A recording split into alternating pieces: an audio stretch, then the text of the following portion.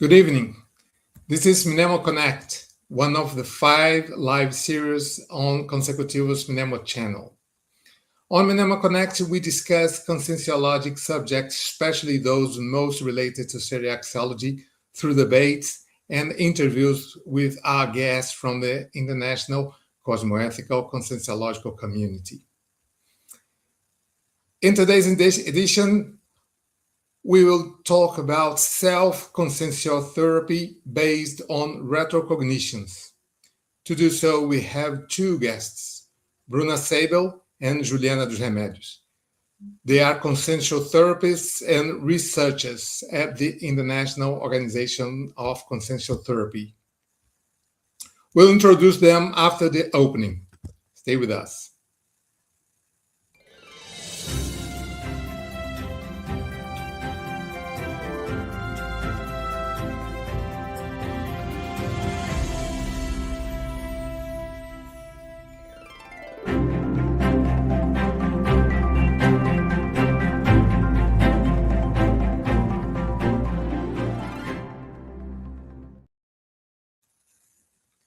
Now for our guests, we introduce first Bruna Seibel. She holds a degree in psychology, specialist in couples and family therapy. She has master's and PhD in psychology. She's Brazilian and was born in Taquara, Rio Grande do Sul. She's a volunteer in conscientiology since 2013, conscientiology instructor since 2015, and Penta practitioner since 2016. Conscientiotherapy since 2018. Welcome, Bruna. Thank you. Good evening, everyone. Thanks for coming. Our next guest is Juliana Remedios. She's a physician, specialist in internal medicine and clinical oncology, volunteer at OIC, and conscientiotherapist since 2006. Welcome, Juliana. Thank you. Is it JP today? You choose. You pick a name. No worries. Thank you for having me here. Thank you. Thanks for coming. And today we'll talk about this connection between self-conscientiotherapy, which you guys are specialists and practitioners, and we'll mix this with our specialty in consecutives, which is retrocognitions and seriaxology. But to start off, the first question is, what is self-conscientiotherapy in reality? Well, you can say that self-conscientiotherapy is a practical way to do self-research and self-healing. You can say that. And it's mostly a method that has this structure, that it's very structured actually. And we have many techniques. And this method has 4 main phases. And it's self-investigation, self-diagnosis, self-confrontation, and self-overcome, or when you get rid of something. And pretty much it's a way that you can develop yourself, evolve, and self-conscientiotherapy use the methods, the techniques from conscientiology in general, you can say, but specifically from conscientiotherapy. And the main focus is that you bring things that, like weak traits, difficulties, and pathological mechanisms, and you investigate them, you search for them, you make a diagnosis, and then you try to overcome that, and that's pretty much that. Improving your health and helping you to evolve. it's actually the difference between the other methods. I think it's one point that it's pretty important to say is that in self-conscientiotherapy, as the name indicates already, you are the therapist and also the patient. You can say that we call it evolution, and or if you want to see by the scientific perspective, you are the researcher and also the object of research, or the guinea pig. And that's pretty interesting because it's something when you learn this method of research to develop yourself, to overcome your difficulties, your weak traits, for example, you can do it by yourself. That's the thing that I think it's amazing about conscientiology in general and self-conscientiotherapy. And you can do it by yourself on your own rhythm, and you can do it no stopping and keep improving, and in a technical way, not just like in a spiritual way, in a technical, professional way, you can say like that. So that's about autonomy, and I think that's a big difference of the conscientiology, conscientiotherapy, and self-conscientiotherapy, and other practice that people do to improve. I think the autonomy is a main point here. So, Yeah. And what Juliana says is very interesting because we understand that there's only self-healing. So the self-conscientiotherapy is the application of a sequence of self-research, self-investigation, diagnosis, self-confrontation, and self-overcoming for each of our consensual diseases, which means we have traits, we have values, we have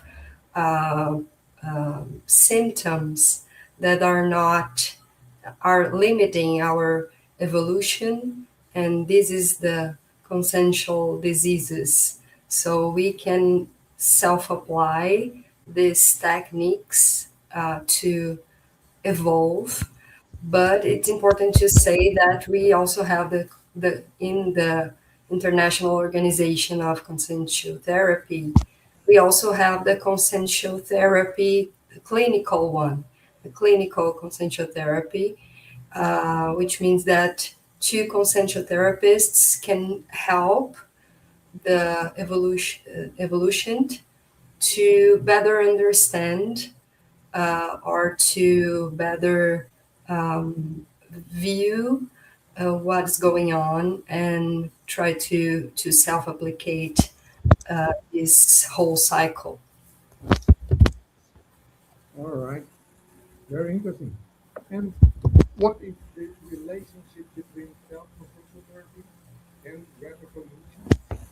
And how the patient can do all the things you say that we must do as self-healing, but how can the patient can do having both things, self-consciential therapy in himself and having retrocognitions? Double question. If you want to Can you answer repeat? one and another. sorry, it cut it off a little. I didn't got it, I think. Yeah, your sound Well, was not very good. I couldn't listen. Sorry, GP.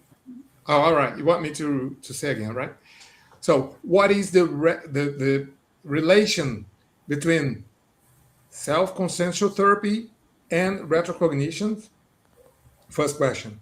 And the second one, how the patient can do this kind of therapy with these two elements in himself, as you say. Is that Oh, right? I think that, yeah, I guess so.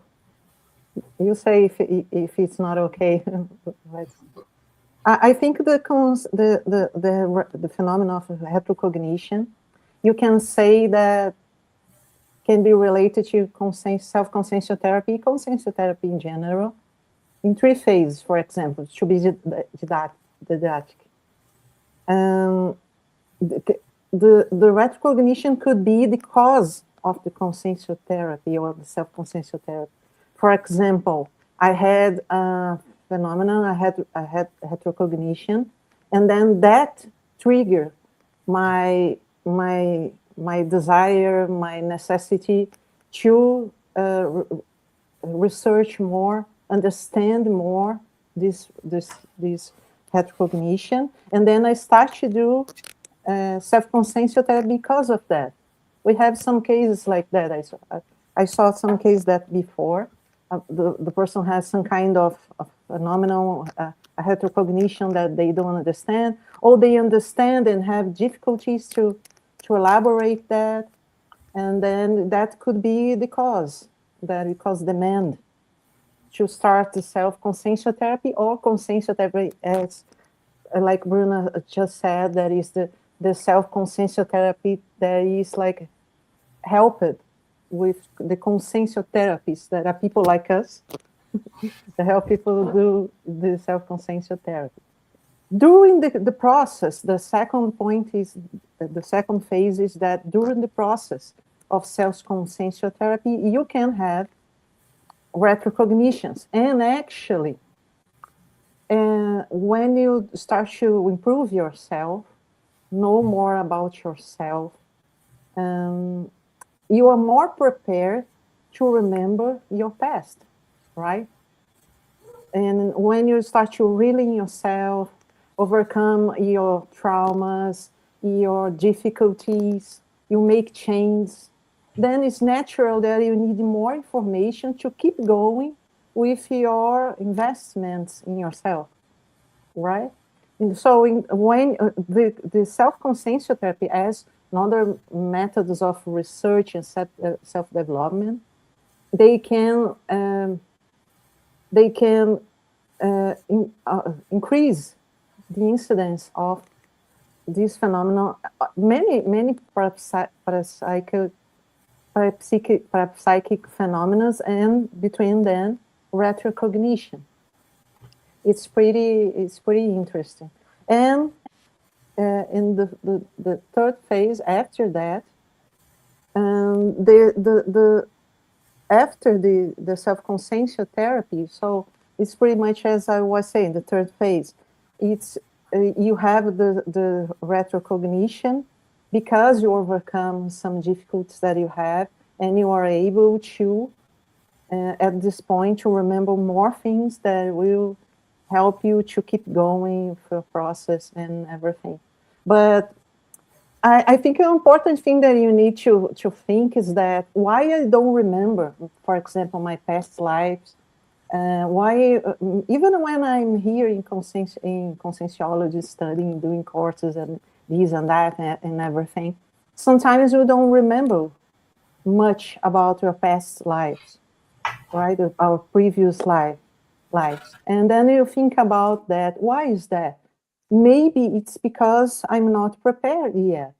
So when you are prepared, like you have a more robust, you can say that, structure, more knowledge about yourself, you're more confident in yourself, you are more interested in overcome your difficulties and help other people also with that, then you are more prepared to remember also, to have more phenomena, but also to remember more about yourself, right?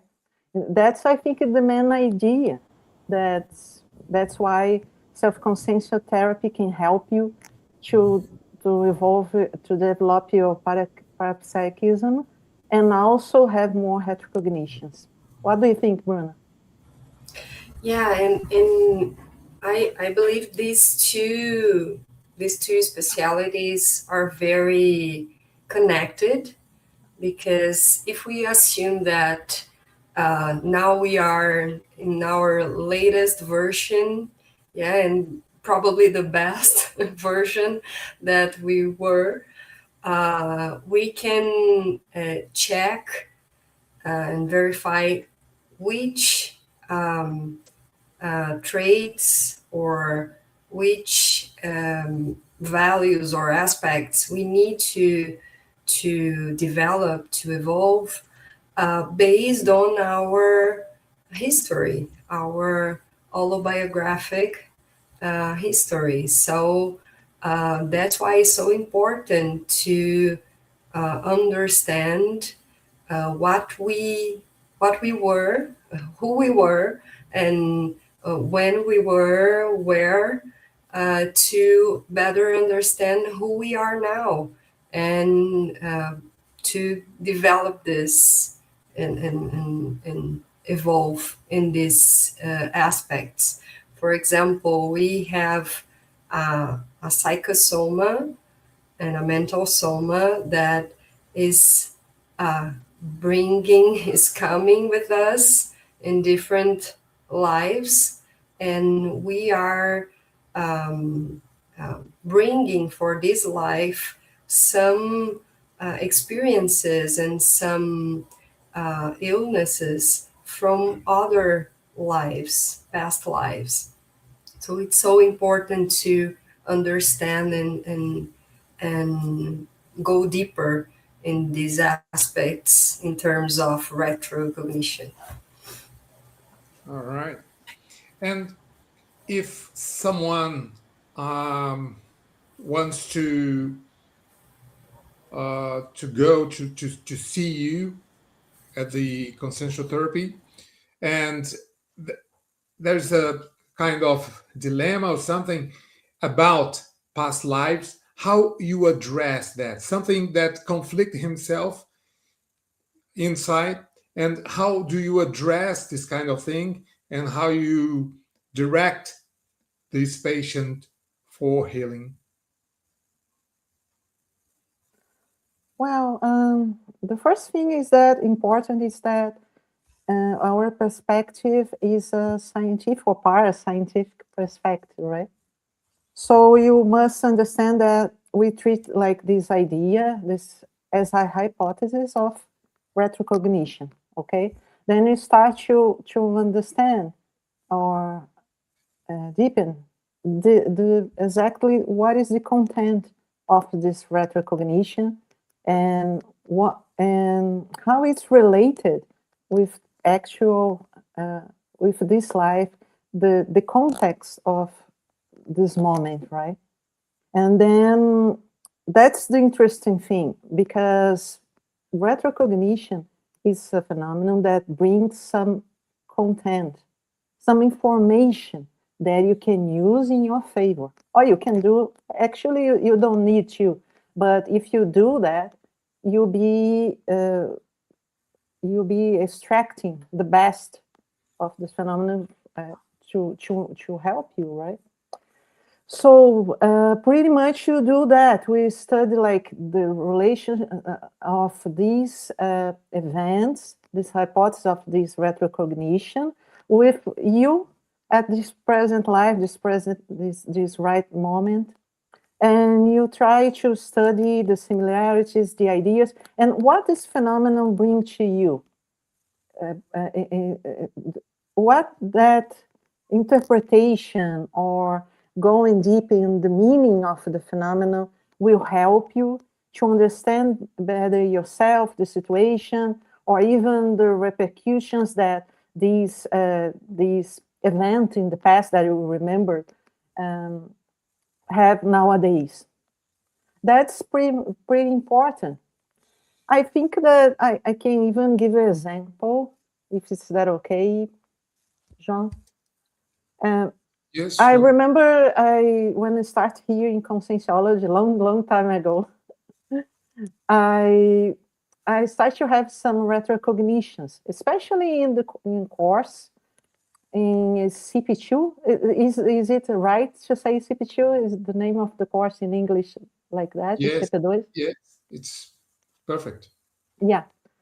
Then I remember that I was really happy there as a participant.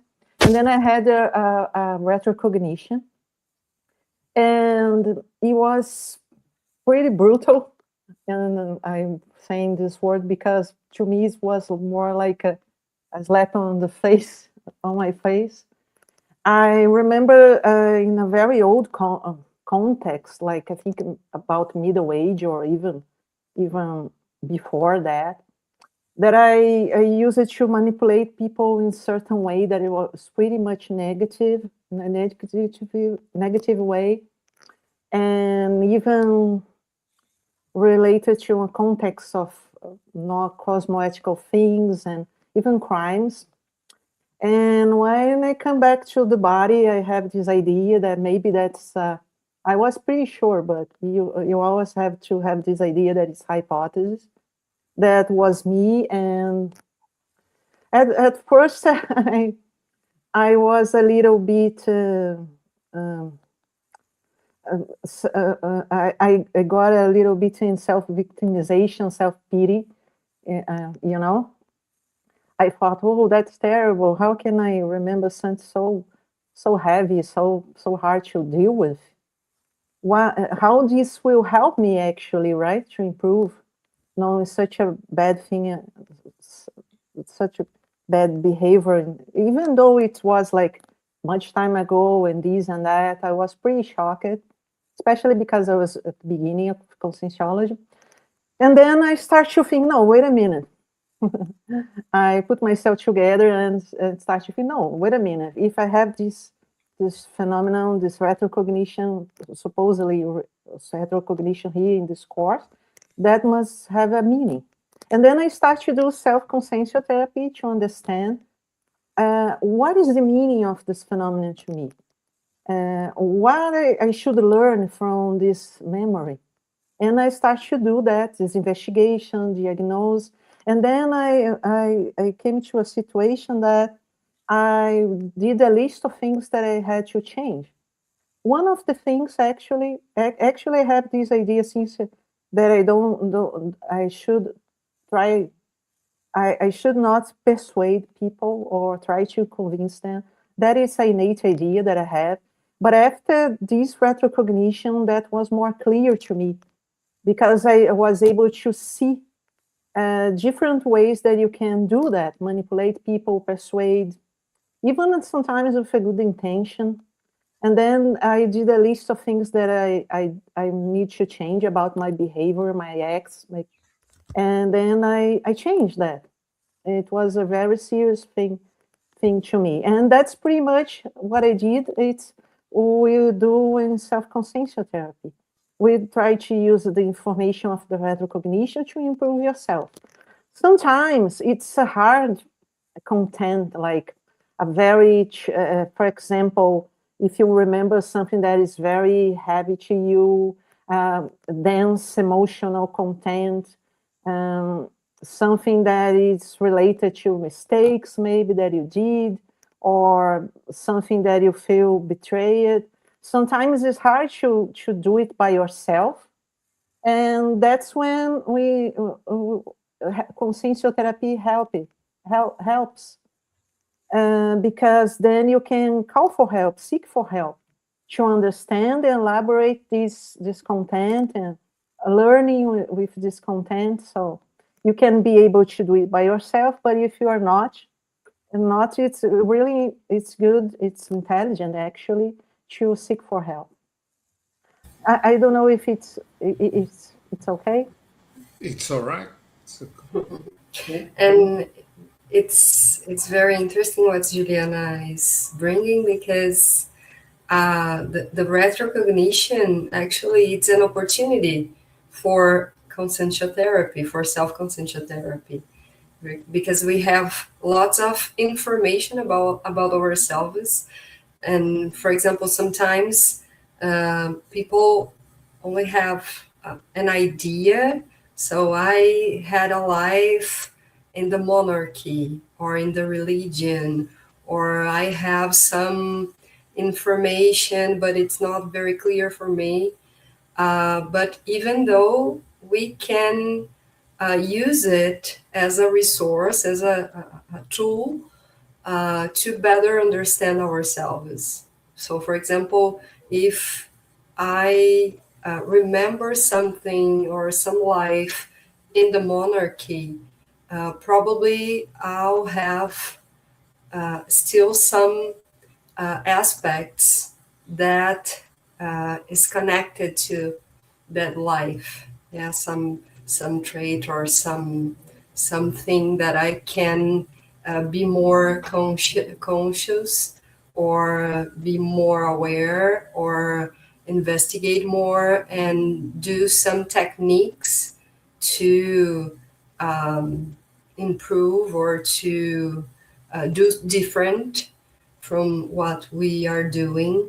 We know that we can have some patterns or deal in different ways related to this. We have this course in the, the OIC, the regressive temperaments. Yeah, so it's so important to have this information from the past to understand. All right. And in the in traumas, um, sometimes we can have traumas from previous lives or from this life itself. And in that differential diagnosis, how can you differentiate between a trauma from the past lives, even if the patient doesn't have a retrocognition, or a trauma from these lives, or maybe they are overlapped, or it doesn't matter in the consult? What do you think? You know what I'm saying?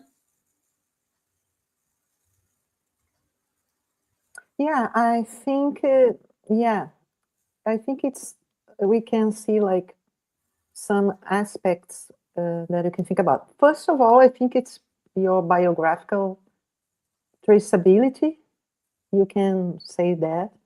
For example, if you have a trauma in this life, even if you repress it, generally you have like some kind of spot or identifiable anchor in your history, an event, a relationship, a phase that you can notice that something is not good, or something didn't went well, and you have this bad feeling about something, even when you exactly don't remember it, right?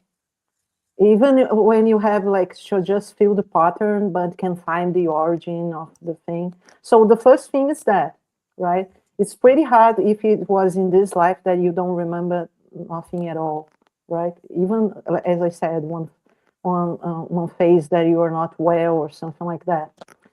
Second, that I think it's really important. We actually I studied that a lot in, because my research is in, I say about syndrome, is this disproportionality between the stimulus and response. For example, like you're in this life and then you have a way to do things, you know yourself, how your behavior, and then suddenly there is this trigger, this event that that triggers like a response that is disproportionate from the context, from the moment, and even sometimes even you get like some kind of surprised or even scared because wow, why I reacted so much about this. After the episode, you can think after the event, you think I reacted really in an intense form, and it's not justifiable. It's not something that I can understand just analyzing my life, my story of my life, or even the events of the moment. So that's a point that can call attention to something being retro trauma or trauma from a previous life.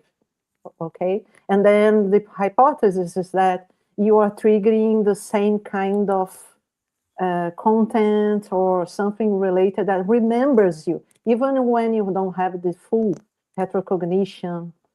It remembers you somehow that something bad that happened in the past. And and the third way, I think, that you can try to differentiate from the heterotrauma to trauma is if you have some kind of heterocognition, is the content of the event, really, is the images, the sensations, the sound, the scenarios, pretty much. If they are related to some kind of previous, not related to this life, you can see that. Actually, that's kind of fun because now that I'm able to remember that I have some kind of experience like that. I have recurrent dreams that I was trying to escape to some people were chasing me. I was running and tried to escape, and that dream keep coming, always the same. And then I start to think, wait a minute, but the people on this dream, at that time I thought that it was a recurrent dream. I didn't have much information on previous life. And then I start to realize that the scenario, the place, the clothes that people were wearing are not from these are not from today. They are like old style of clothes and everything. And then I start to think that's pretty funny. I have this dream that it keep coming and seems mostly like a memory from the past. I remember that I thought something like that. So that's a way also that, and to me it was very traumatic. That's the relation with the team here, because I was being chasing and they caught me and the things didn't usually when I didn't wake up, things didn't go well to me, so it was pretty traumatic. So the third way to see if it's related to a trauma or heterotrauma is the content of the retrocognition. Well, I think that's pretty much two ways to help you to see if it's a heterotrauma or a trauma.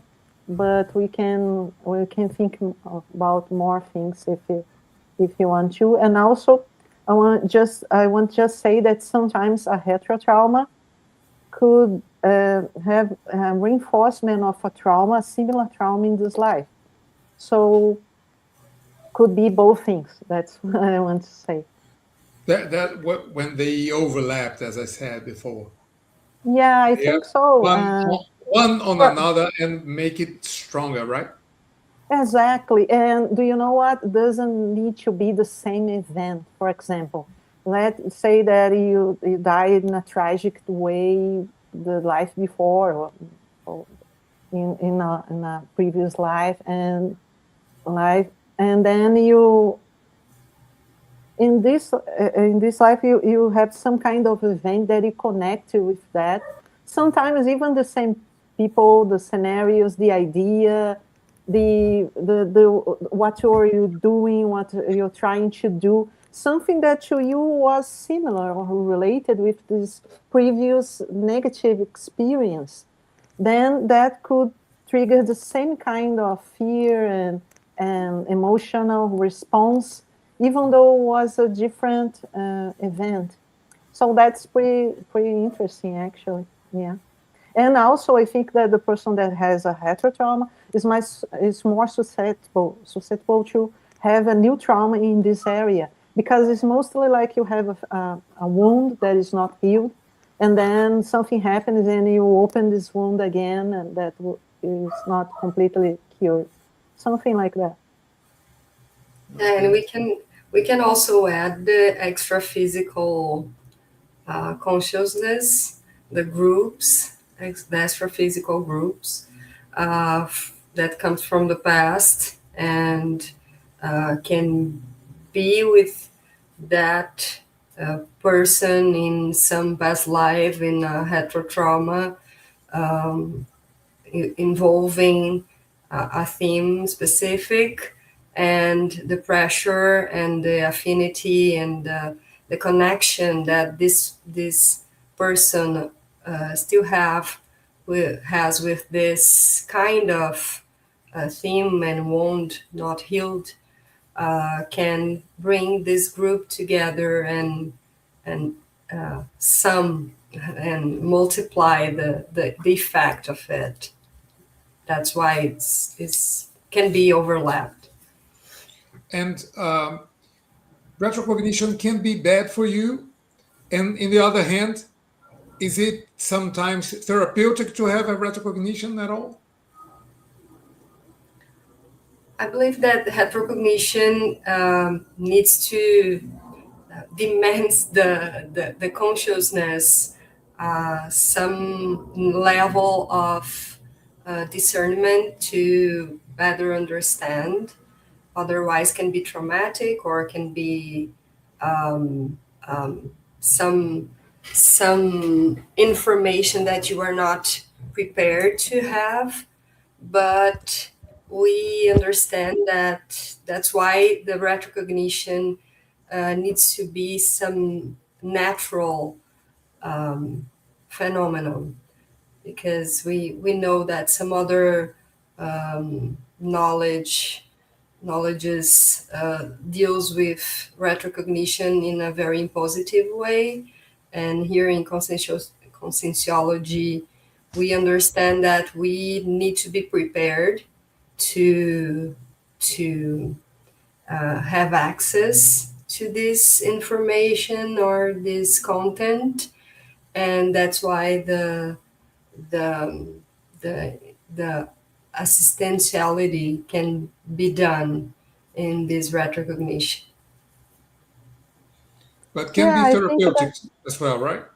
Yeah, I think that actually anything, JP, could be good or bad in this consciousness experience. It's pretty much, for example, like I gave this example before about the retrocognition, hypothesis of retrocognition that I had in CP2 that was pretty difficult to me at first. And then, for example, I could just like, I don't know, got in a self-pity mode and be like that until today, like.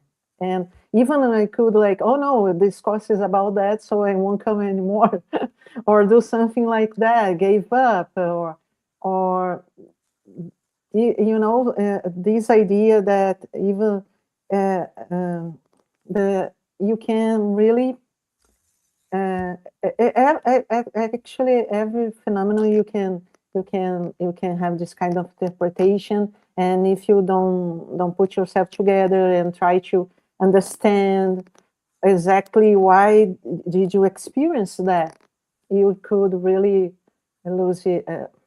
You can be like a lost opportunity, you can say that, and even could give you to have like bad choices, as actually as I give an example. And also can be also therapeutic. That's when it's something good, you do something good with this retrocognition to help yourself.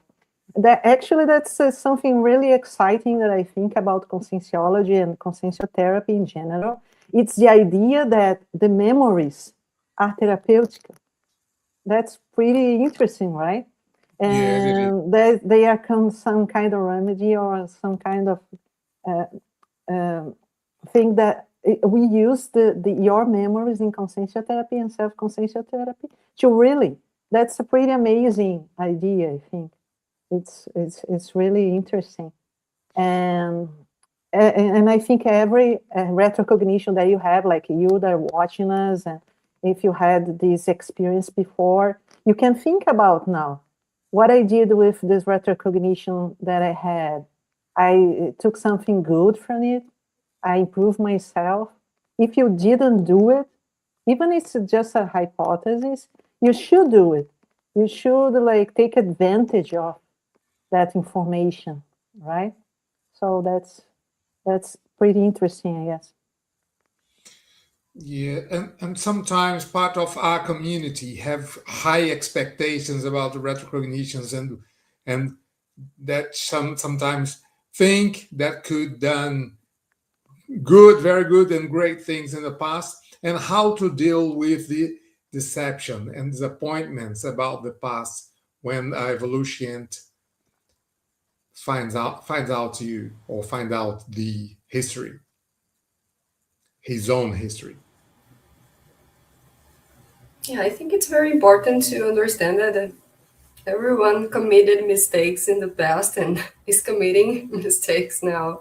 So, like Juliana was saying, it is important to understand uh, what we did wrong and who were involved with this our mistakes. Yeah, because now it's the opportunity that we have to um, resolve it. Yeah, and uh, get off the victim process, and in fact do different, and do the self confrontation and repair the mistakes. And actually, I think this posture of this point of view of viewing this mistakes transparently in a very truthful way. It's important to repair what we've done, and it's important to do different. Otherwise, we will commit the same mistakes. Yeah, and now Sometimes we the disappointment is therapeutic, right? yeah, I believe it is. It is therapeutic to understand that we have traits that are very very s- is a strength, but we also have those that are not very very beautiful and very good. Yeah, and I think that when you think of what is really expectation, what things is disappointment? Disappointment is already related to expectation and reality. The expectation wasn't met, so it really brings the idea that you should do this honest examination of yourself and analyze if your expectation were like realistic, or they were cosmoetic, they were based in accurate reality, or were more like on a projection or something like that, we can say. And so that is something that you should understand. Also, why do I have this expectation? What does expectations say about me, right? And many times they are more like on the fantasy side and less in at the reality side. So I think that's pretty interesting here. And ever happened to you to have a retrocognition from actually the evolution in front of you? If it's yes, how, what did you do? If it's not, what you should do if it happens in the office, What do in you the mean therapy. if not? What do you mean by that? um what I'm asking is, if it ever happened, this you have a retrocognition that belongs to the evolution. If Yeah. this really happened to you, what happened? What did you do? If it Oh, never that's happened to you, ac- what you ac- should do if it's happening? yeah. Actually, JP, that's pretty common. It is. Wow. Yeah. Yeah. Because first of all, you need to understand when you are conscientiotherapists, I'm talking to people that people that don't know about that. We work like with astrophysical companies that are also conscientiotherapists, but astrophysical companies. And so it's, if you have your parapsychism, it's usually it's like it is like a synergic interaction. So your parapsychism increase a lot and get better, and when you are acting and help people as a conscientiotherapy, that's a really really nice thing that we can see. And in my experience, actually, it's easier to have this kind of phenomenon from other people that have retrocognitions by myself. That's the individual opinion that I have. I don't know if the other conscientiotherapists think like that. I talked to one or two people that have the same impression, but I don't know it's a consensus. But what happens is that when you are trying to help someone, and sometimes you have access to this information, and one kind of information that you have access by your parapsychism is retrocognitions. And why is that? Because sometimes that information from the previous life, from the past, could be also from this life, actually, can help you understand and do a more effective assistance to the evolution, right? For example, I give you an example.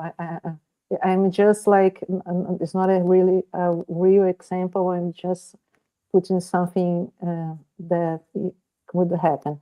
The person had problems with parapsychism in this life, had difficulties, can really develop the parapsychism. It seems sometimes that they have fear, that the person has, the evolution have fear has fear to do it. And then you have this when you are more assimilate with the energies. We do a lot of energy work in conscientiotherapies also. And when you deepen this kind of connection, you see, for example, a scene of like a scenario that, like a little movie, passing through your mind about the event in the past that happened, that this person had a lot of power based on the parapsychism, and somehow she or he did really bad choices, and the parapsychism was responsible for their decline, even for the for bad things, bad events on the previous lives, maybe tragic events that traumatize this person, right? And then in this life, although they want to develop the parapsychism, they also have this fear that is from a previous life. So when you will see this information as a conscientiotherapist, do you understand that you can help more this person? Do you understand where this fear comes from? What happened? And also, what is the prophylaxis that he or she must do in this life to not go the same way, to not use the psychism in an cosmoetical way to end in the same pattern or in the same way. Do you understand? Is it clear? But how to do that, Bruna? Do what? How to do that to make the evolution understand that doesn't have to do the same things that he did in the last or past lives, and make the same errors, same mistakes, and do things wrongly again. Well, one thing that I work in conscientiotherapy is the ethical, cosmoethical way to do things, right? And autotocenity and things like that. So that's pretty much what you do. And it's not actually difficult.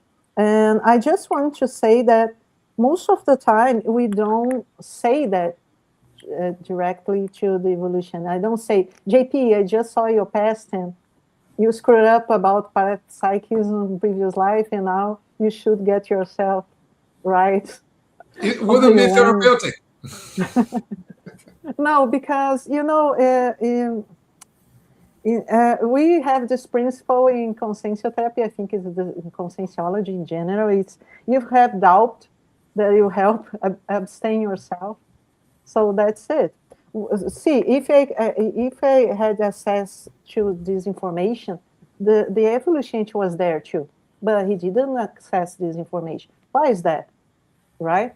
Maybe because he or she was not prepared to do that. And also, that's my hypothesis. I think in conscientiotherapy, we work helping people to think clearly and clear and make themselves, their hypotheses, improve themselves. So we don't just stay there and say the information as an oracle or something like that. That's not the main idea. The idea is that people help people to evolve and develop this kind of new synapses, new ideas, new way of doing things, and that's pretty feasible. That's pretty much what you do daily. Yeah. What do you think, Bruna? Yeah, we are very careful with this information because there's a reason why having this parapsychism in that moment. So the helpers, the extra physical helpers that are with us, the para-conscientiotherapists, know why we are understanding the past of this evolution. So we have to be very careful and very cosmoetic to better understand and filter how we're going to um, transform it into a conscientiotherapy that is really cosmoethical with this evolution. All right. And what precautions you should have in your set for, a person have, bad feelings, bad recognitions and stuff like that, or to you to don't have too impressed with things of the patient of the evolution. You mean ourselves as a Yeah. conscientiotherapist? Yes. Do you mean like you try to avoid like assimilate or something like that? Yeah, sure. Yeah, that's kind of really interesting question because you could say like, for example, I could say maybe this retrocognition is mine, right? And not from the evolution, something Yes. like that. Yeah, first of all, I think we have this principle in conscientiotherapy that you are there to help the evolution, and the evolution is the main focus of your when you are there. So all the things about yourself are secondary. I'm not saying that you don't learn anything for yourself during the sessions. Of course you do, but you are not on the spot. You are not. The reason that you are there is to help the evolution. So that's pretty much it. And about the energy cleaning and prophylaxis and the assimilation, things like that, we actually have a really organized and structured process of doing it. It's to me, it's almost like impossible to you if you do everything that is recognized in the conscientiotherapist method to like, for example, leave the set place where we have our sessions assimilated. That's something that doesn't happen at all because we have these procedures and things that are really effective and mainly are about asepsy and parasepsy, work with energies. But also, I must say that, and we have these extraphysical equipments and settings that maximize this kind of both the assimilation and also the de-assimilation. It's almost automatic. It's like really, really amazing. I will tell you something that you understand. When I work as a doctor, I have this really good memory, and I try to remember details about patients, like, for example, what he liked, what he didn't like, where he lives, and this and that, like really specific things about, even personal things about the patient in the hospital or in my clinic that I see in my clinic. And I could told you, like, tell you all the story of the patient. And then I start to be a conscientiotherapist. Long time ago, as I said. And then something really strange starts to happen to me. I just had this session, for example, attended, like, JP was like, have this hour of session. And in the end, I couldn't remember anything. I felt like if my memories from the session was like dripping on my hands, like I couldn't fix any memory about the session. Like 15, 30 minutes after, I was like, wait a minute, what really happened? And that was so it was like a really strange phenomenon to me. And I start to think, why that happened just here? I start to forget things, and I can remember the details and this and that. Sometimes when I try really hard, I could recover some memory, but it was like half an hour ago. How can that happen? And then I have this insight, finally, that's the normal way to do.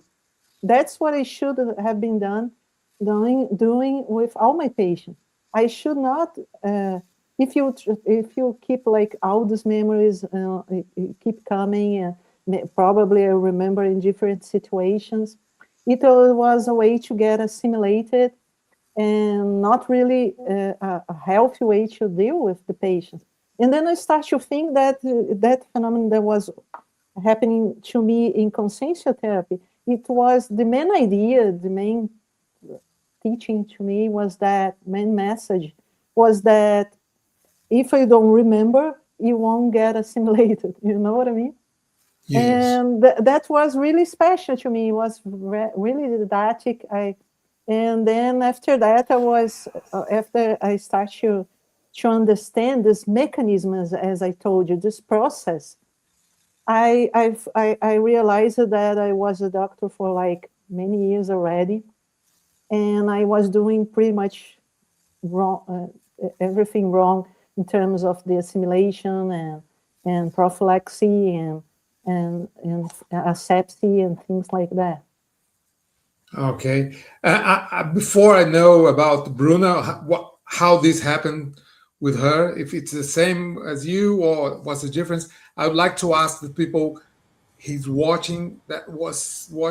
is watching us to subscribe at our channel and press the like button if you can. It helps us a lot. So, Bruna, how do you deal with this? Yeah, I think it's pretty much the same as Juliana is saying. We have these moments before and after each section with the evolution, and just when we get off the setting, we have this thousanic secrecy, and it's very technical. We understand that it's the extra physical group applying their tools, their uh, resources, and it's very interesting and cosmoetical, and makes me think about the restriction that we also have by coming to this life, yeah, the restriction of past lives. If it's not like similar, this processes, like if we could remember everything, every relationship that we had from the past, probably the relationships we have would be very conflictuous, yeah. And so it's a resource to be more cosmetical in this process.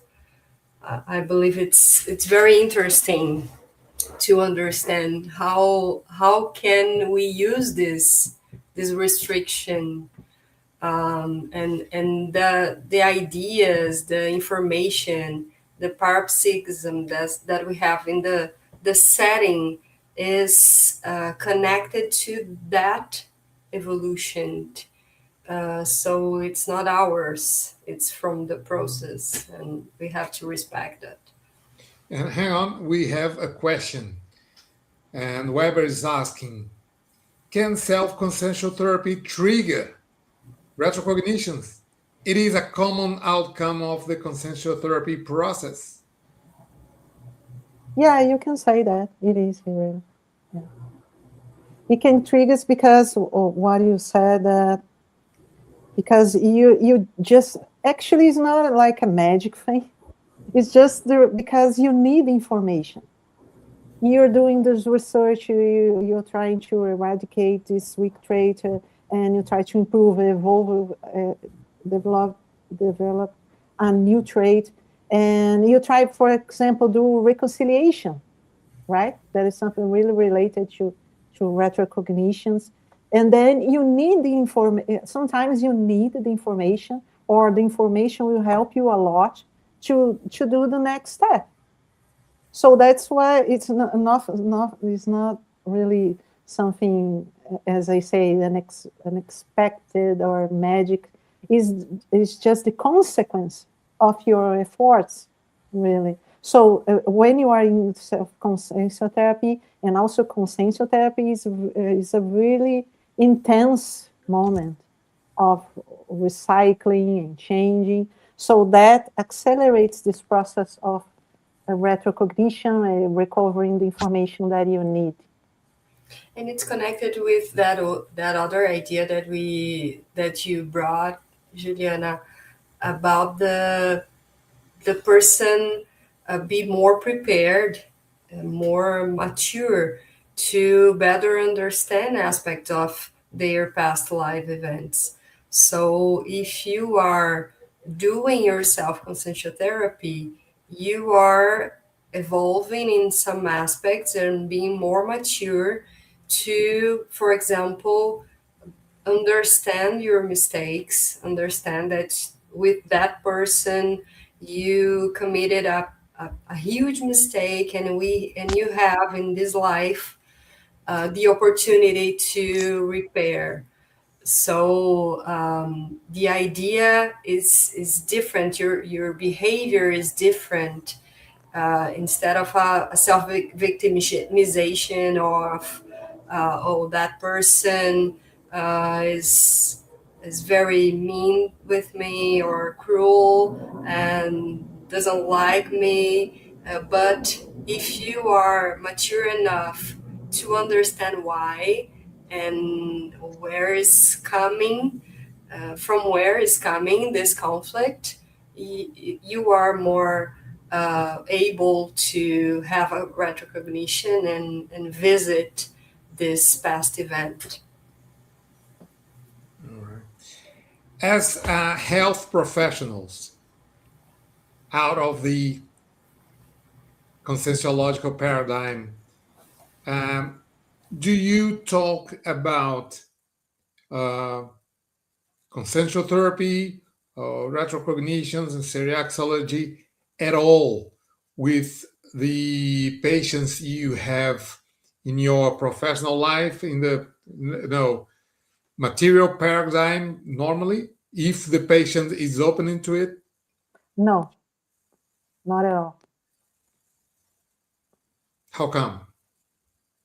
Well, because I'm a doctor, I'm an oncologist, a clinical oncologist, and I think that pretty much is it's the person that is there in front of me is asking for advice and help in this area, so I do that. If you say to me that, oh, when you are like talking about no relate things that are not related to the session, the appointment, the consultation.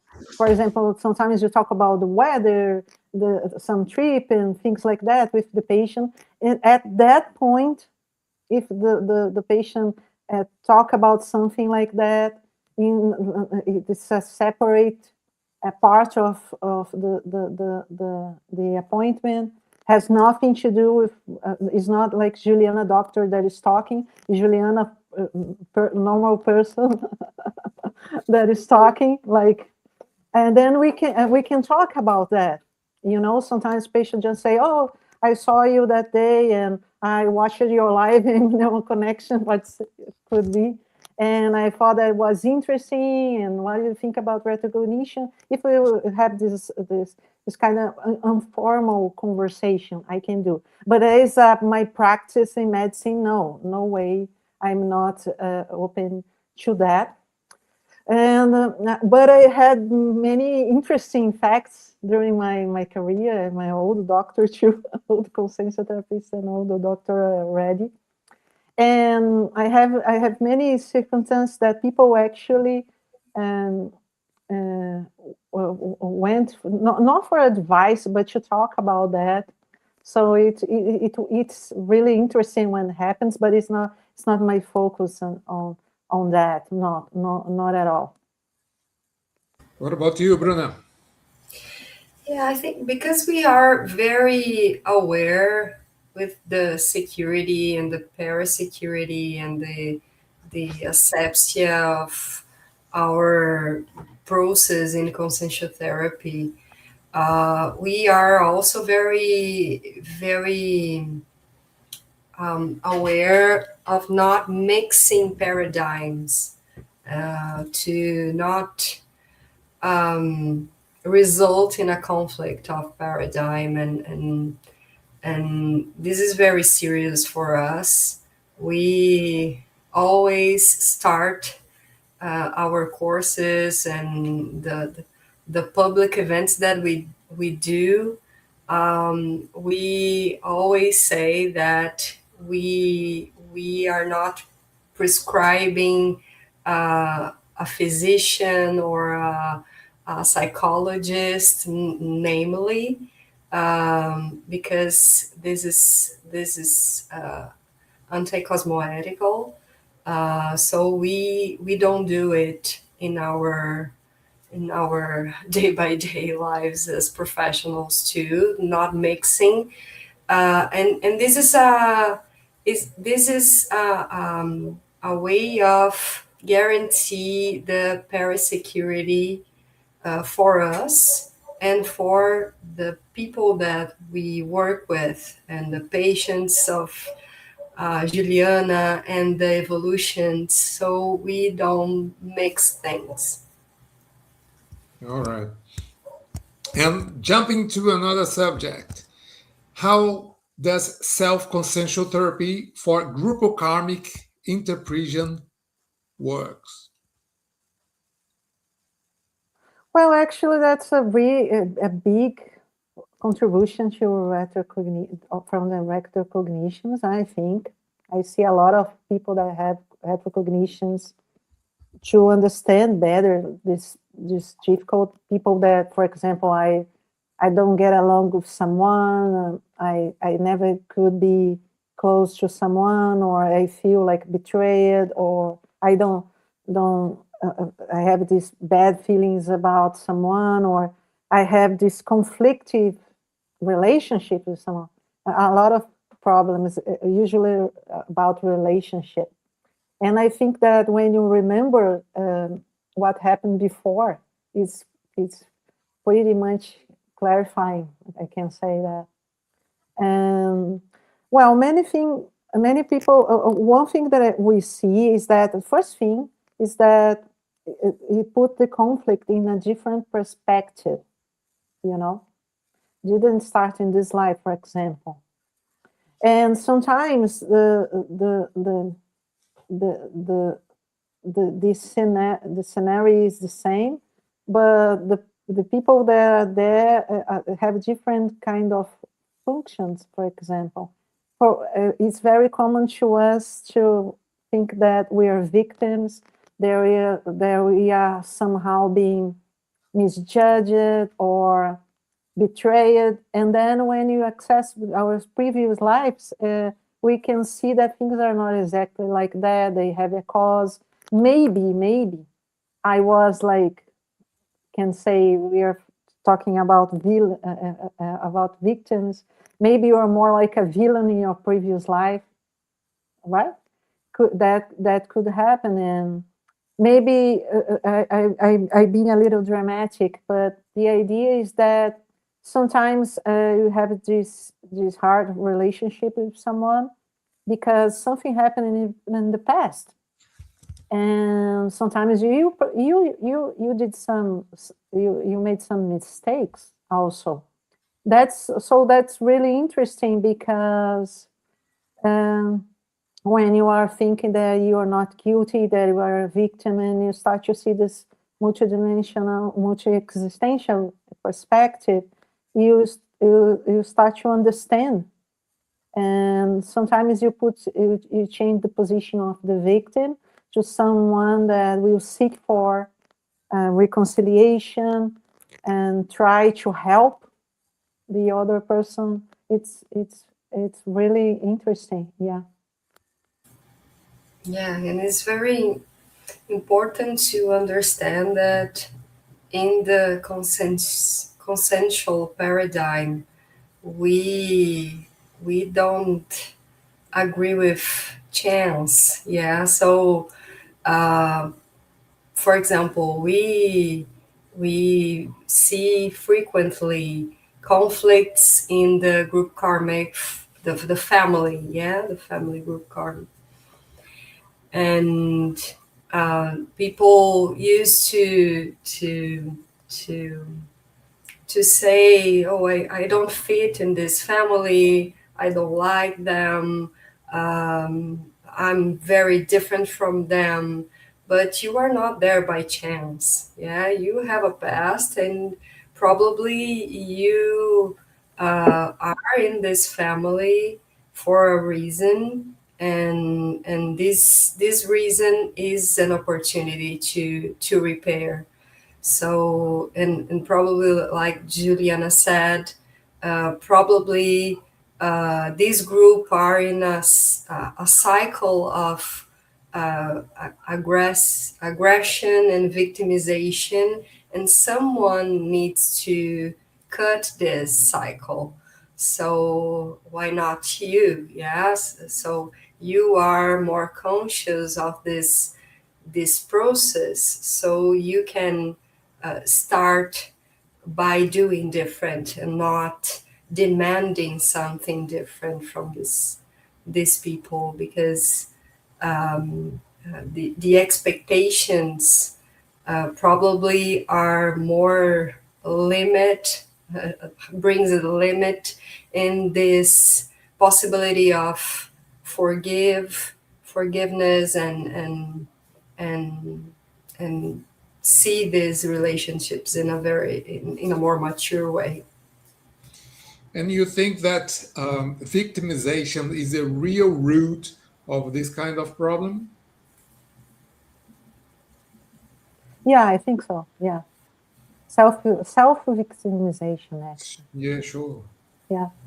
Because even though you could be a real victim, like something really bad happened and you were a victim, one thing that it's really good to understand, it's really important to understand, is that you were a victim at that moment. You don't need to keep being a victim in the present, right? If you keep voluntarily, like by yourself, maintaining or keeping this pattern of victimization, then it's self-victimization, and it's pretty. I think self-victimization is one of the most complex and worst um, pathological patterns of thinking, because it's so debilitating for the person. It's related with you giving up your responsibilities, but also your power, right? You're like submissive in a certain way to other people, and you are always thinking about this idea, this paradigm actually, of you, who is the victim and who is the perpetrator or the villain. I study a lot actually self-victimization. We were writing a dictionary of syndromes in OAC, so we have also this syndrome of self-victimization, and I think it's one of, as I said, most compromising syndromes. I think it puts you in a way that there is no solution, because you don't have the power to change things, and you are like a victim, so you are under this influence of other people, and has to do a lot of about low self-esteem and complaining also. So I think it's really related to this kind of thinking. And what is the relationship with retrocognition? Many times the retrocognition comes like a phenomenon to elucidate that. To you see that you can change things. Things could be different. In the past were different. You are not like a real victim, because usually in lives, in different lives, you change like the you are the protagonist or you are not, and you did more things, you have the opportunity to help or to oppress. And I think it's the retrocognition could help a lot. And also I just want to do a little then here, we are talking a lot about retrocognitions, about bad or negative events and traumas and heterotraumas and things like that. But actually, a good percentage of the retrocognitions are about you remember about your good traits, your conquests, your realizations, your things that you your successes and things like that, things that you conquer. And that's, I think it's something that is really interesting to, and is content of the conscientiotherapy too, because we use that information to help you improve or put on action or develop this kind of trait that you have in the past and at this life. So that's an important thing to us too. Yeah, and that's very interesting because, like Juliana said, the self-victimization is the one of the worst self-intrusions. Yeah, and by working strengths and by working the resources that the consciousness already developed through the time lives, yeah, and the past lives, we can show how these weaknesses, or how these mistakes, or how these conflicts can be solved by using the resources the consciousness already has. So that's why it's important to highlight the good, the positive retrocognitions as well. Nice. And we have 5 more minutes, and I would like to know how you deal with evolutions with a distortion in their impressions or in their retrocognitions, or in a misinterpretation maybe of their experiences of memories of past lives.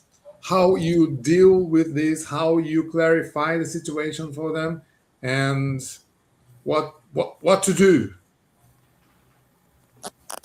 Well, I think the first thing that you do is the diagnosis of the distortion, what is really happening, why is happening, is based on what necessity of the evolution have to do the distortion, what kind of cognitive mistake that is happening. And we have a lot of techniques actually as conscientiotherapists. For example, we change the perspective, we do the opposite idea.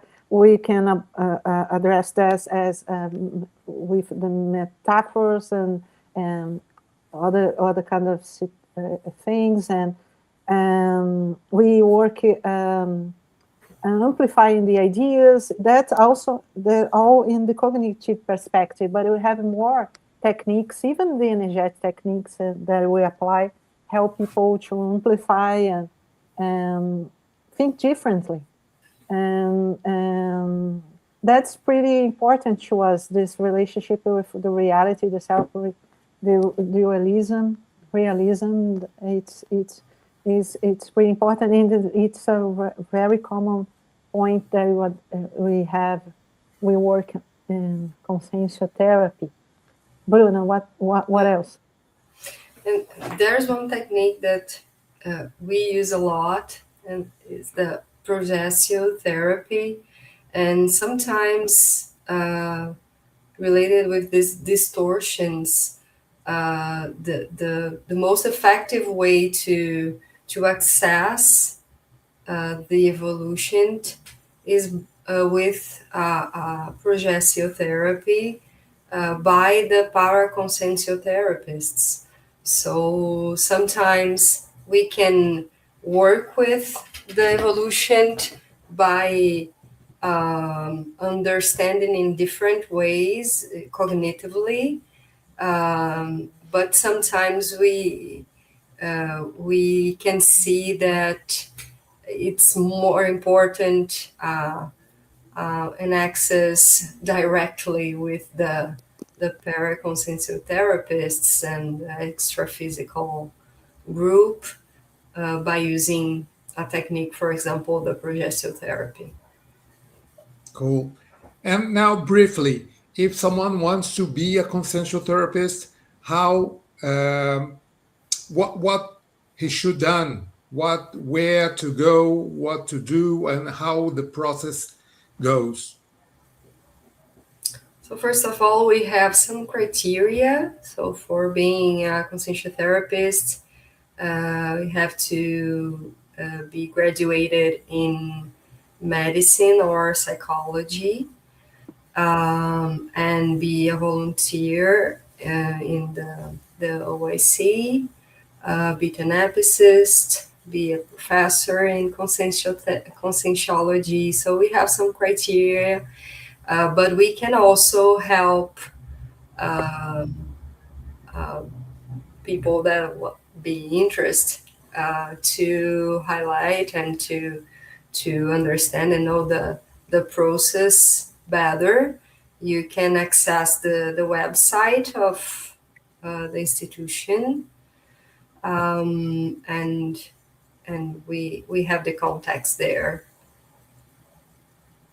Okay.